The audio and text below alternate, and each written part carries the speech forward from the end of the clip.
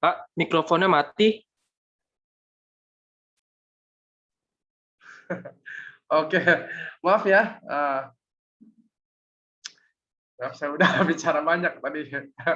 Oke. Bismillahirrahmanirrahim. Assalamualaikum warahmatullahi wabarakatuh. Alhamdulillah, wasyukurillah. Terima kasih kepada teman-teman yang sudah menyampaikan informasi bahwasanya suaranya belum ada ya. Kalau nggak ada info, saya kayak 1 jam terus tanpa ada suara kayaknya. Oke, kita lanjutkan ya. Hari ini kita akan membahas tentang QL mulai dari pengertian sampai ke contoh ya. Pada dasarnya QL itu hampir mirip ya dengan bahasa query yang sudah kita gunakan, itu di dalam DBMS.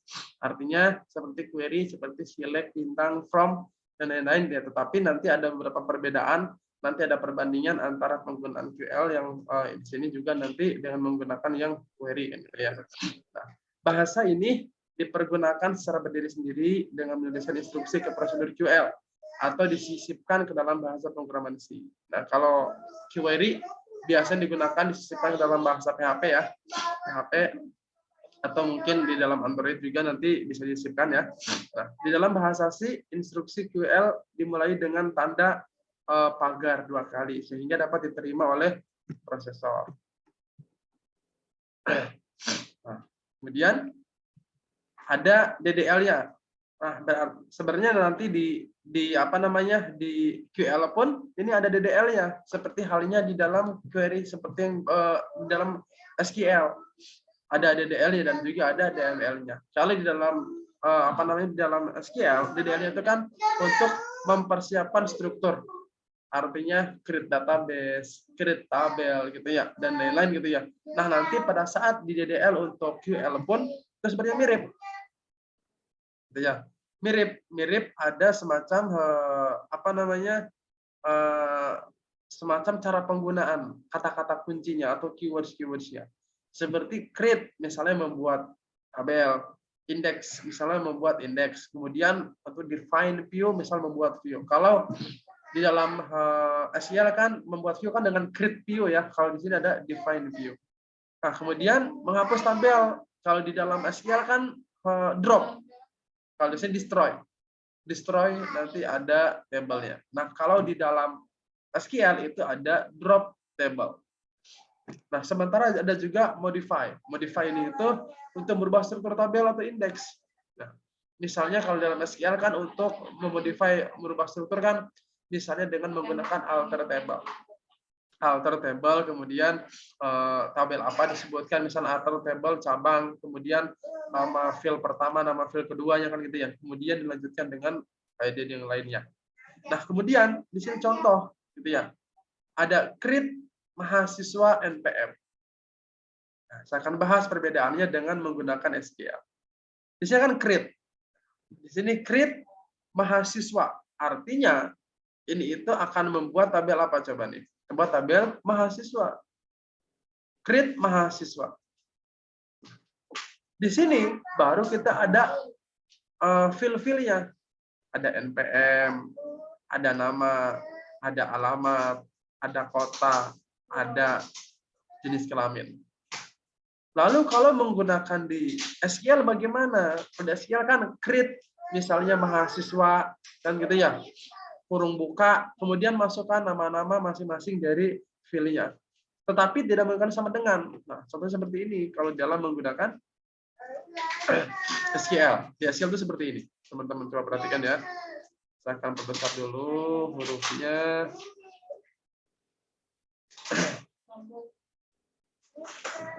Setelah create mahasiswa. Kalau di dalam SQL kan begini. Ini boleh ada di atas dulu aja. SQL. Sini ada npm. Dia bentuknya sebagai varchar. Kalau varchar itu kalau di dalam QL itu teks aja semuanya. Di sini ada misalnya varchar. Varchar. Berapa? 8 berarti kan dia. Kan begitu. Ini kalau bukan SQL. Jadi tidak jauh berbeda sebenarnya. Nah, sementara kalau di QL begini. npm sama dengan teks dalam kurung 8. Gitu. Kalau perbedaannya berarti sedikit-sedikit perbedaannya. Kalau di dalam SQL seperti ini npm spasi varchar 8. Kalau di QL npm sama dengan teks 8. Koma, misal gitu ya. Kita lanjut lagi. Kalau di SQL bagaimana? Nama. Di sini kan varchar lagi. Di sini kan 20. Kan begitu. Nah, sementara kalau di QL bagaimana? Kalau di QL ya. Di QL itu berarti di sini nama sama dengan di sini teks 20. Kalau begitu saja perbedaannya. Gitu ya. Jadi ada sedikit perbedaan, ada juga sedikit kesamaannya antara QL dengan SQL. Nah, kalau ada pertanyaan, Pak ini lebih mudah yang mana? Yaitu bergantung. Tapi sejauh ini Bapak sih belum menggunakan yang QL ya. Nah, karena bahasa karena di BMS yang kita gunakan kan palingan di dalam SQL Server, MySQL dan lain-lain gitu ya. Yang query-query-nya itu memang kita gunakan query-query yang sudah selalu kita pelajari secara khusus. Nah, ini perbedaan antara DDL di dalam SQL dan juga DDL di dalam QL. Nah, itu salah satu persamaan dan salah satu perbedaannya bagaimana penggunaan bahasa query di dalam SQL dan juga di dalam QL. Ada persamaannya sedikit dan juga ada perbedaannya. Tadi perbedaannya ada di mana kita sudah sampaikan dan persamaannya pun sudah disampaikan. Jadi secara sederhananya sih demikian kalau untuk penggunaan DDL. Demikian ya. Kalau untuk contoh dari DDL. Coba kita lanjut. Sudah DML-nya. Kalau DML di dalam SQL, kita akan mengenal dengan namanya insert, update, delete, kan gitu ya. Kemudian select. Ada select, ada update, ada delete, dan juga ada select, insert, select, delete, dan update. Kalau di dalam DML, di QL itu ada berapa? Ada 4 juga. Retrieve itu untuk menampilkan data. Kalau kita kan select. Ya, kalau di dalam di dalam SQL ini kita sebut dengan select yang ini tuh. Select. Ya. Kalau yang ini, kalau yang mana? Kalau yang replace, mengupdate. Berarti di sini update. Fungsinya sama atau enggak? Sama kalau fungsinya. Cuman mungkin ada beberapa perbedaan cara penulisan query-nya antara di SQL dan juga antara di QL. Nah, delete. Nah, ini sama ya. Kalau di delete, kalau di SQL pun sama ya. Di sini delete, misalkan juga delete. Nah, di sini bedanya lagi ada lagi nih. Kalau di dalam DML-nya QL ini append. Kalau di dalam SQL ini namanya insert. Jadi di sini untuk memasukkan record baru atau menambahkan record baru. Nah, jadi inilah persamaan dan perbedaan antara DML menggunakan QL dan DML menggunakan SQL. Jadi kalau teman-teman pada dasarnya sudah mengetahui dasar-dasar dari query yang menggunakan SQL, struktur query language, Maka pada saat kita menggunakan QL pun itu tidak akan jauh berbeda. Teman-teman sudah paham dasarnya. Kalau teman-teman sudah paham dasarnya, pada saat kita beralih ke dalam bahasa yang lain pun, teman-teman tidak akan terlalu kesulitan.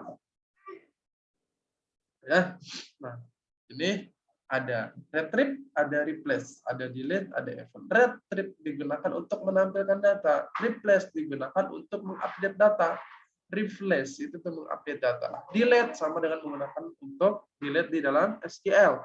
Sementara kalau event itu memasukkan record baru ke dalam SQL itu kita sebut dengan yang namanya insert. Insert into table. Ya, insert into table. Oke, demikian ya. Kita lanjutkan. Nah, ada struktur dasar QL-nya. Setiap variabel tuple ditulis dalam range yaitu range of T is R. Nah, nanti kita coba ya. Kalimat retrieve memiliki fungsi sama dengan select pada SQL. Ya, ini tadi saya sudah jelaskan ya, bahwasanya retrieve ini itu memiliki fungsi yang sama dengan select pada SQL. Kalimat where berisi predikat yang ditentukan.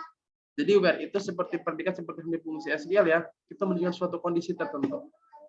Nah, bentuk query QL misalnya range of T1 is R1. Jadi kita lihat dulu ya, ini kita range-nya itu sejauh mana dan R-nya itu yang mana. Kita lihat nanti kita coba. Keterangan. Kita lihat dari ini ya.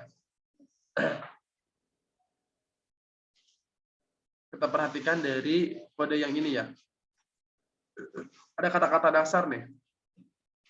Harus teman-teman ketahui. Ini ada T1. Ada T1 nanti. Ada AJM. Teman-teman harus paham nanti ya. Nah, nanti kita coba lihat lagi. Di sini ada R1, ada RI, ada AJM, ada P. Di sini kita lihat. P ini where P. Oke. Kita coba cek. Di sini. T I adalah variabel tuple, variabel. Ingat variabel ya. Jadi variabel itu kan nanti ada kalau kita di dalam tabel mahasiswa tadi kan ada NPM, ada nama, ada alamat, ada jenis kelamin. Itu adalah macam-macam variabelnya. Sementara RI adalah relasi. Relasi itu kan kita sudah paham bahwasanya relasi itu adalah dianggap sebagai sebuah tabel relasi. Jadi jangan selalu berpikir relasi itu sebagai suatu hubungan, tidak. Hubungan yang dimaksud dalam tabel ini adalah hubungan antara baris dan kolom. Jadi RI ada relasinya, ada tabel dalam tabelnya. Sementara AJM adalah atribut. Nah, atributnya ya. Atribut P adalah predikat. Nah, jadi nanti ada beberapa poin yang harus teman-teman pahami ya di dalam menggunakan struktur QL. Nah, jadi ada makna ini antara range of TM is RM misalnya itu ya. Retrieve select ini kan retrieve select. Select T1 ini sepertinya kan sama ya dengan penggunaan fungsi di select di SQL. Range itu kan di sini ada TM. Ini variabelnya. Is RM itu adalah relasinya. Misalnya tadi di dalam tabel mahasiswa. Is mahasiswa. Retrieve ini adalah select-nya. Select. Nah, dalam kurung di sini ada TI. Apa dia maksud TI itu? TI itu. Kan tadi kan ada tabel 1, tabel 2. Tabel 1, variabel 1, variabel 1, variabel 2 dan sampai variabel N. Kan gitu ya. Di sini ada 1 AJM. AJM itu nama filenya. Coba teman-teman bayangkan, kalau di dalam tabel mahasiswa itu ada tabel NPM, kan di saat kita akan menampilkan tabel NPM kan pasti teman-teman menyebutkan dulu nama tabelnya. Misalnya mahasiswa.npm.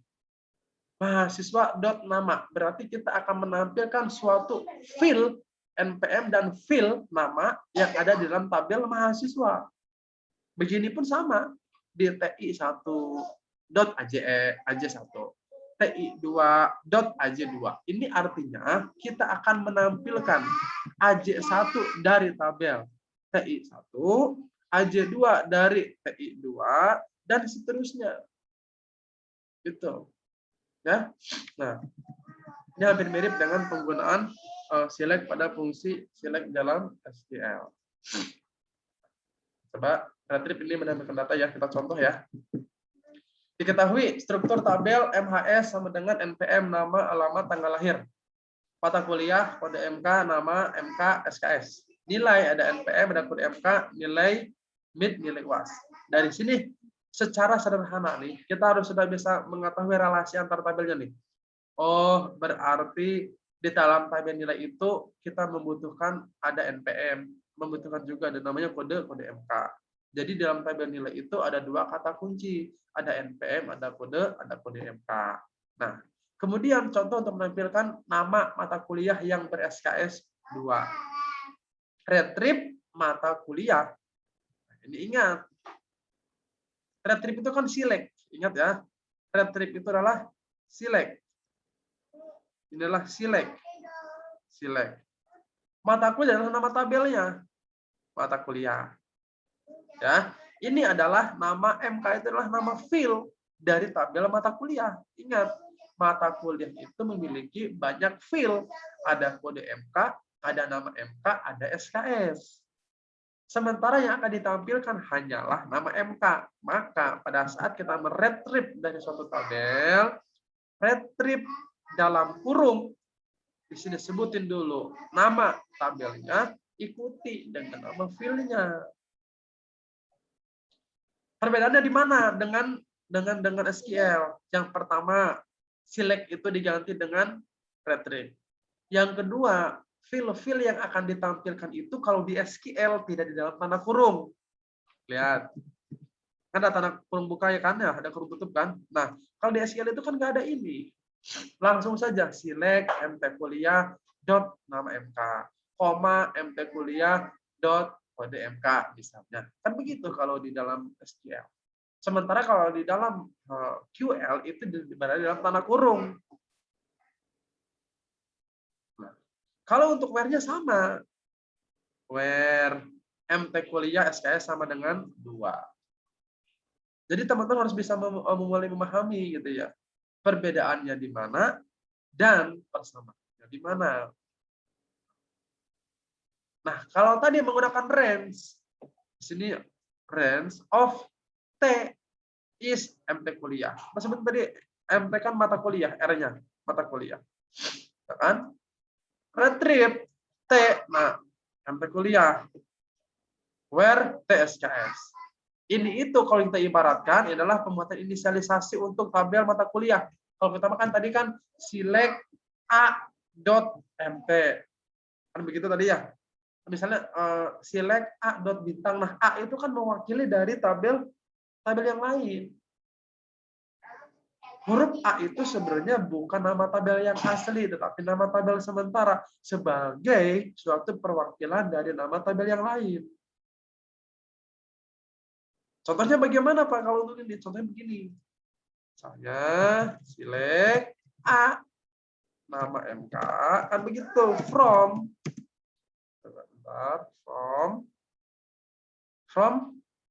MT kuliah A. Nah, begini nih. Kalau di dalam kita jadikan where A SKS sama dengan 2. Nah, ini kalau dalam SQL itu seperti ini. Sementara kalau dalam QL itu begini nih. Dalam QL ada dua pilihan. Kalau di dalam QL-nya itu ada dua pilihan. Mau seperti ini atau seperti ini, silahkan. Retrieve MT kuliah dot 6 MK dalam tanda kurung where MT kuliah dot SKS sama dengan 2. Atau range of T is MT kuliah. T itu adalah perwakilan atau inisialisasi dari MT kuliah. T is MT kuliah. Nah, gitu ya. Saya kira sampai sini sudah paham teman-teman ya, maksudnya ya. Oke. Kita coba lanjut.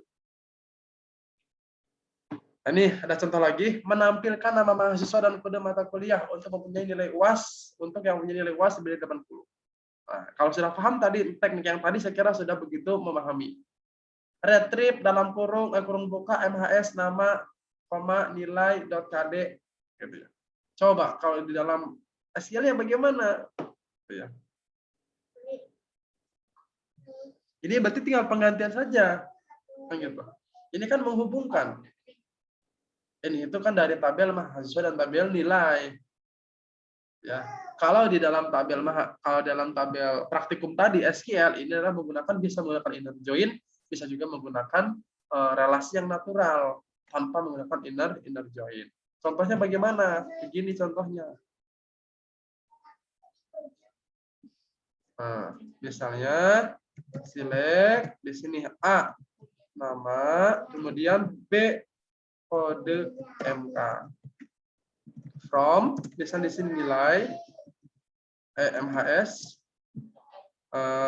Berarti di sini from nilai dulu ya, karena tabel utama kan tabel nilai. B, ya, karena nilai kode MK kan ada di B ya. Kemudian nilai B. Atau kita tadi kita tidak menggunakan dulu inner join ya, tapi menggunakan dulu biasa ya, berarti di sini koma. Nilai B kemudian MHS A. Where di sini ada di sini. Where nilai sama dengan .npm sama dengan MHS.npm. And di sini jangan nilai ya, kan udah diganti tadi menjadi B. B, nah, di sini A. Di sini B dot nilai UAS lebih dari 80. Begitu kalau kita dijadikan sebagai query ke dalam SQL dari QL. Mohon maaf ya teman-teman ya, saya lagi agak sedikit flu.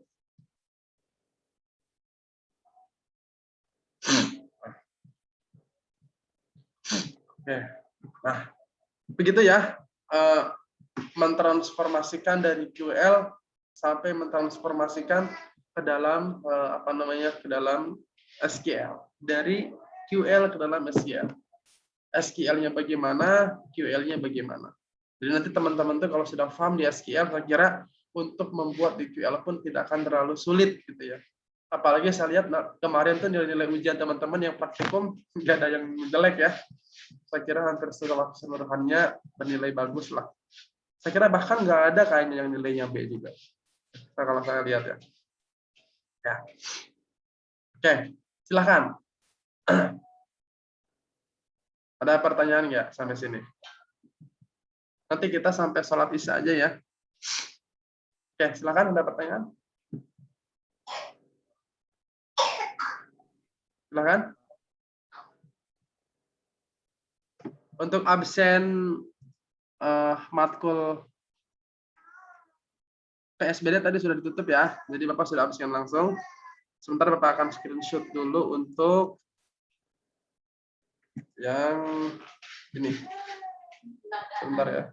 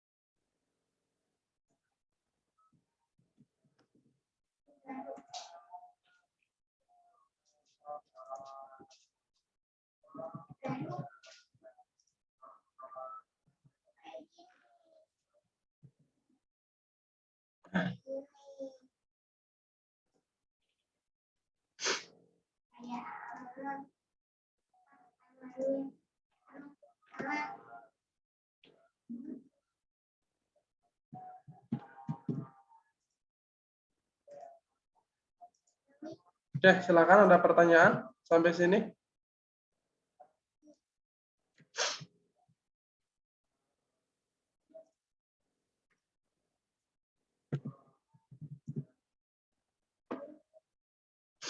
Silakan.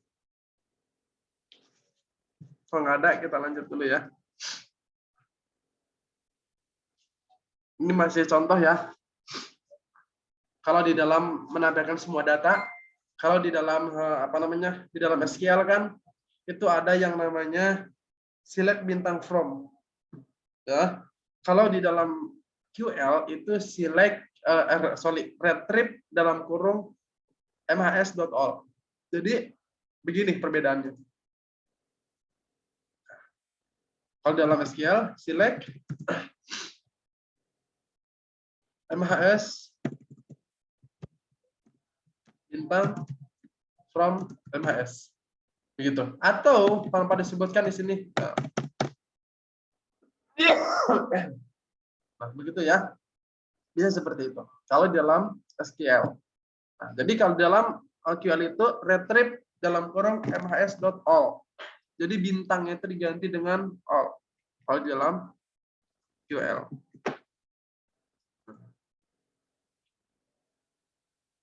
Nah, delete.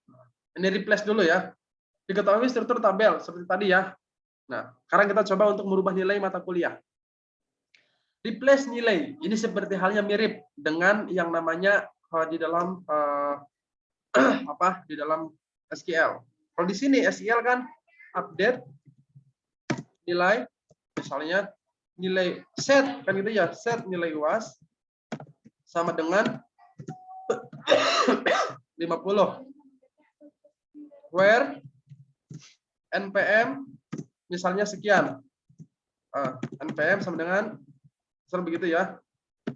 Bebas lah ya, misalnya sekian lah gitu ya. N kode MK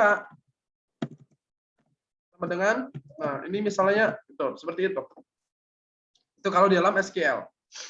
Nah, kalau di dalam itu tuh seperti ini, replace. Bedanya di mana? Kalau di dalam QL itu seperti ini kita lihat. Nah, ada kurung buka kurung tutup sama ya. Itu doang perbedaannya. Seperti halnya tadi retrieve. Retrieve itu adanya di dalam kurung. Yang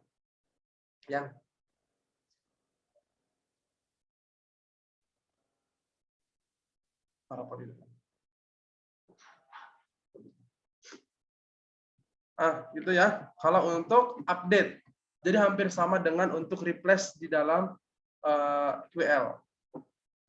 Nah, kita coba untuk delete. Kita lihat ada perbedaan nggak untuk delete. Nah, menghapus data. Nah, kalau menghapus data, ini nggak ada perbedaan, mirip. Delete MHS, where. Kalau di dalam SQL kan menggunakan where from. Delete from MHS itu ya. Nah, delete from MHS. Where nama sama dengan Lina. Kan begitu kalau di dalam SQL. Nah, kalau di dalam QL itu seperti ini. Bedanya di mana? Kita lihat bedanya. Kalau di dalam SQL itu ada kata from-nya. Kalau di sini tuh nggak ada. Tuh, di sini nggak ada. Langsung delete MHS. Yang nggak ada ini. Ya, nggak ada ini. Nah, itu perbedaan di antara perbedaan antara QL dengan SQL. Oke, silakan ada pertanyaan tidak untuk materi ini, karena materinya sudah habis ya. Kalau melihat dari slide-nya. Silakan ada pertanyaan untuk QL dan SQL. Ya, silakan.